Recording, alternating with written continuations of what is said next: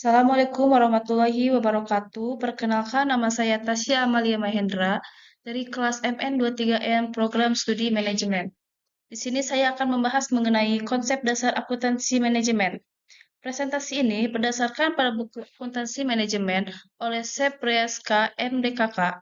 Tujuan utama kita adalah memahami fundamental akuntansi manajemen dan bagaimana ia berperan penting dalam mengambil keputusan bisnis. Kita akan membahas definisi, ruang lingkup, peran, konsep biaya, serta penentuan biaya, penganggaran, analisis varian, pengambilan keputusan taktis, pengukuran kinerja, dan kesimpulan dari akuntansi manajemen.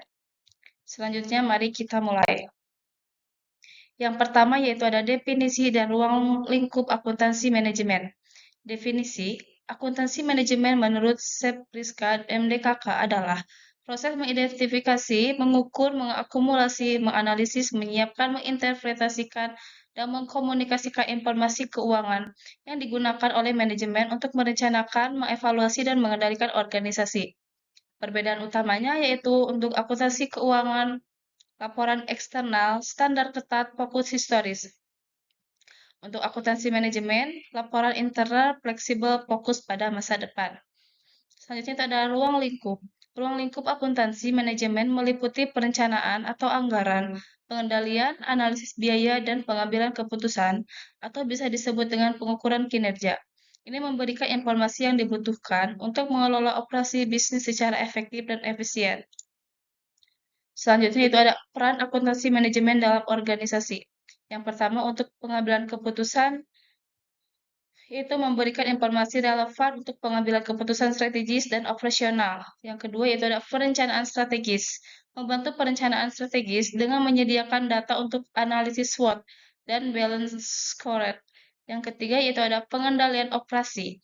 Mengendalikan operasi bisnis melalui anggaran fleksibel dan analisis varian, memastikan efisiensi dan efektivitas. Yang keempat yaitu ada pengukuran kinerja. Mengukur dan meningkatkan kinerja menggunakan Key Performance Indicator KPLS dan sistem insentif yang memotivasi karyawan. Selanjutnya yaitu ada konsep biaya dalam akuntansi manajemen. Biaya tetap versus biaya variabel.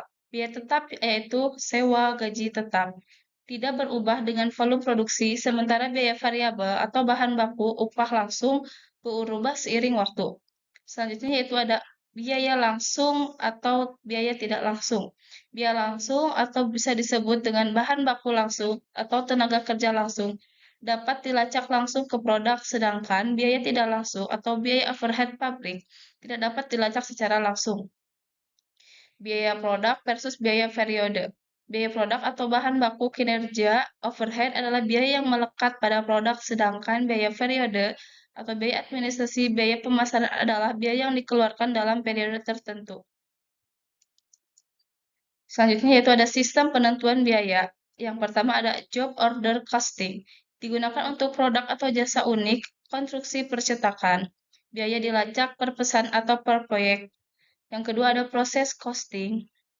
Digunakan untuk produk homogen yang diproduksi massal, makanan, bahan kimia, biaya diakumulasi per departemen atau proses. Yang ketiga ada activity based costing atau ABC. Selanjutnya itu ada pengangguran atau budgeting. Yang pertama ada definisi, anggaran adalah rencana keuangan untuk periode mendatang, membantu organisasi merencanakan dan mengendalikan sumber daya. Jenis-jenis anggaran, anggaran operasional, penjualan produksi, biaya bahan baku, dan lain-lain, dan anggaran kuas, keuangan atau kas dan modal. Ketiga ada proses penyusunan. Bottom up dari bawah ke atas versus top down dari atas ke bawah melibatkan berbagai tingkatan manajemen. Yang keempat ada anggaran fleksibel versus statis. Selanjutnya ada analisis varians. Definisinya yaitu varians adalah selisih antara hasil aktual dan anggaran, memberikan wawasan tentang kinerja. Selanjutnya ada jenis-jenis varians. Varians bahan baku atau harga dan kuantitas, varians tenaga kerja atau tarif dan efisiensi, dan varian overhead atau pengeluaran dan efisiensi. Tujuan mengidentifikasi penyebab varians, mengambil tindakan. Selanjutnya yaitu ada pengambilan keputusan teknis. Definisi keputusan jangka pendek yang mempengaruhi operasi bisnis seringkali melibatkan analisis biaya. Contoh keputusan yaitu membuat atau membeli, make or buy, menerima atau menolak pesanan khusus. Yang ketiga ada analisis relevant cost, fokus pada biaya dan pendapatan yang berbeda antara alternatif membantu pengambilan keputusan. Memutuskan apakah akan menghentikan atau melanjutkan produk atau divisi yang merupakan keputusan taktis penting.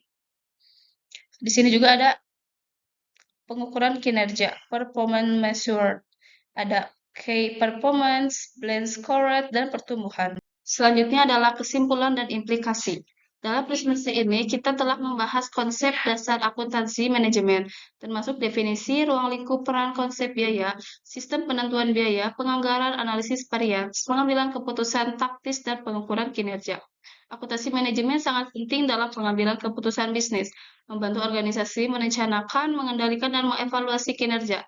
Implikasinya bagi praktisi dan mahasiswa akuntansi adalah memahami dan menerapkan konsep-konsep ini untuk meningkatkan efisiensi dan efektivitas organisasi. Referensi utama adalah buku Akuntansi Manajemen oleh Sep Weres KM DKK. Nah, terima kasih atas perhatiannya. Mohon maaf jika ada kesalahan. Wassalamualaikum warahmatullahi wabarakatuh.